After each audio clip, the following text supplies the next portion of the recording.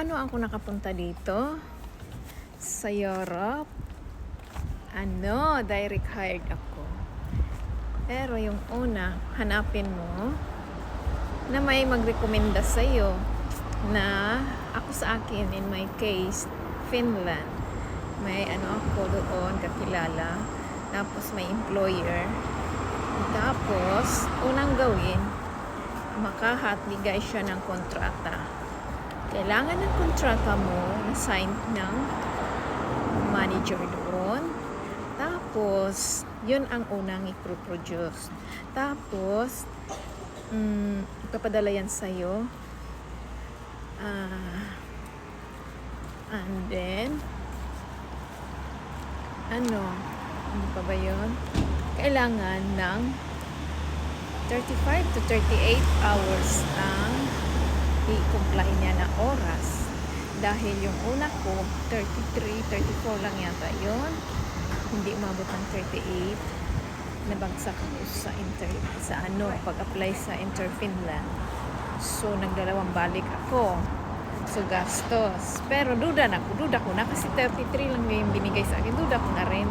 Hindi ito mabibisahan. Pumunta ako sa BFS. Yan. Kulang nga daw ang oras. Ganito. Ayan. Kaya yun. Nag-second reapply ako. Yun na 38 na ang binigay. Yun, pumasa na ako doon. Bago ka pumunta kumuha ng doon sa Makati, kailangan nakasubmit ka na sa Inter-Finland. Inter-Finland may online doon na forms. Isasubmit mo sa kanila. Tapos, pag sinabi na ganun na, ka na magbayad ka na, ganito, hahaba yun. Tapos, pag na sila na magbayad na, kung gusto piliin ka niya magbayad sa sa BFS o sa online o ganun. Pinili ko doon sa pag-interview. Doon ako nagbayad ng 690. Basta around 35 peso kasama na yung pag-send ng visa sa bahay mo. Kung ma-approve ka. So, yun, binayaran ko yun. Nakadalawang bayad din pala ako yata. Nakadalawang bayad ako. Nagbayad ako nung una din. So, nabagsak. Kasi nga, lahat. Bayaran mo na yung visa kahit bagsak ka. Kasi nag-i-interview ko doon. 690 sa 35.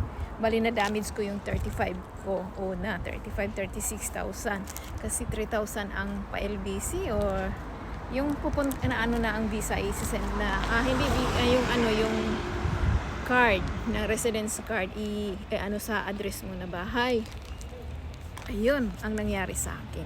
Kailangan siguraduhin mo yung oras para hindi ka magbalik-balik magbayad na ba nakabayad ako ang gastos pag-stay sa Manila. Ayun ang ko na experience. Pero naiduda na ako nga hindi dahil 33 hours lang ang binigay sa kontrata. Ayun, nabagsak. Kaya siguraduhin ninyo lampas 35. Imagine na nakagastos na ako noon. Nagbayad kahit hindi naman nila alam doon sa BFS na mabagsak ka or ka. Basta once nag-apply ka, bayaran mo yung visa mo. Walang refundable, wala pala. Yun ang experience ko. Pero yung experience na yun, nafe-feel ko na 33 hours lang ang binigay sa akin.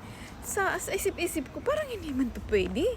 Dahil ang alam ko is 35. O kahit nga 35, alanganin pa. So, nabagsak ako nung last apply ko, October 2022, something na nabagsak ko. Yan. So, ang advice ng Inter-Finland, either mag-appeal o magkuha daw ng lawyer doon sa Finland. May doon, mag-process or willing yung company sa'yo. Yan ang advice. Or, mag-reapply ka ulit. So, another bayad. Ayun. So, nag-reapply ako. So, around March ba yun? Reapply ako ulit. Or January, basta ayan. So, binigyan ako ulit ng panibagong kontrata. Ayun na, 38. Tapos doon, pumasa na rin ako. Ayun lang, basta siguraduhin mo yung kampanya mo, willing siya magbigay ng mga requirements kasi ang daming requirements.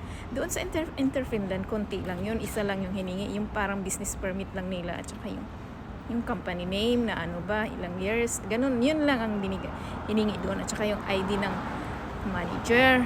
Pero pagdating sa sa POAA o sa BIDA, ano ba yan? Sa DMW, Department of Migrant Workers, o POA yan dati. Ang dami! Grabe, ang kakapal yung requirements ko. Ayun. Ang dami hiningi. Hindi lang yung business permit, yung mga ano-ano. Tapos, basta ang dami nilang hiningi. Ito yung nila forms. Ito yung forms sa DMW. Yan. Ang haba ng listahan yan. Yung lang dyan sa akin, hindi ko na comply NA. Yung polo, yung parang OWA yan, under OWA na dumating ka, mag-training ka doon or under kanila, blah blah blah. Pero kung maliit lang na na embassy doon, hindi sila walang polo. So wala. So dito wala yan sa akin. Ayan lang muna ngayon, it's part 1. Ayan.